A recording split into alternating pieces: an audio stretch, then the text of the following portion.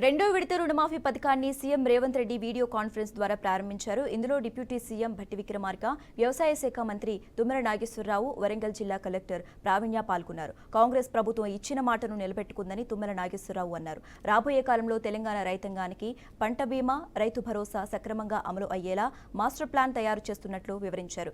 ఎన్నికల సమయంలో ఇచ్చిన 6 గ్యారంటీలను అమలు చేయటమే ప్రభుత్వ లక్ష్యమని డిప్యూటీ సీఎం భట్టి విక్రమార్క తెలిపారు. మొదటి విడతలో 25,000 మంది రైతులకు 142 కోట్ల రుణమాఫీ జరిగినట్లు వరంగల్ జిల్లా కలెక్టర్ ప్రావీణ్య తెలిపారు. రెండో విడతలో భాగంగా 14,700 మంది రైతులకు 143.83 కోట్లు రుణమాఫీ చేసినట్లు వివరించారు. మాకు 1,20,000 మాపైంది. వ్యవసాయం చేస్తాం, పొలం పెడతాం, పత్తి పెడతాం. ఈ ఒక్క పేరు మీదే ఉందా, ఇంకా కుటుంబ సభ్యులు ఎవరైనా కూడా ఉందా? నా ఒక్క పేరు మీదే ఉంది. ఓకే, ఈసారి మళ్ళీ వేసినారా పంట? వేసినాం. వచ్చిన పైసలు ఉన్నాయి సార్, ఇవాళ పెట్టుబడి పెట్టుకున్నాయి. ఇప్పుడు పెట్టుబడి పెట్టేది ఉన్నాయి సార్. ఉదాహరణ ఖర్చు చేయకుండా వ్యవసాయంకే వాడుకున్నాడు. అవును సార్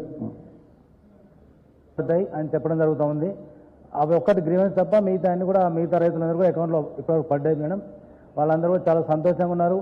ఎట్లా అంటే కరెక్ట్ పర్ఫెక్ట్ సీజన్లో ఎందుకంటే పెట్టుబడి ఎక్కువ మొత్తంలో పెట్టే టైం కాబట్టి వాళ్ళకు కూడా అందరికీ ఉపయోగపడుతుందని చెప్పి అట్లా టెక్నికల్ ఇష్యూస్ వల్ల ఒక 300 రైతులు, అది కూడా ఇన్కరెక్ట్ అకౌంట్ నంబర్, తప్పు అకౌంట్ నంబర్ ఇచ్చిన వాళ్ళు, లేదు అంటే తప్పు ఆధార్ నంబర్ ఇచ్చిన వాళ్ళు, అండ్ ఇట్లాంటివి చిన్న చిన్న టెక్నికల్ ఇష్యూస్ ఉన్న 300 మందివి తప్పితే మిగతా 25,000 రైతులు ఖాతాలోకి మనము 141 crores ఇప్పటికే డిపాజిట్ చేయడం జరిగింది.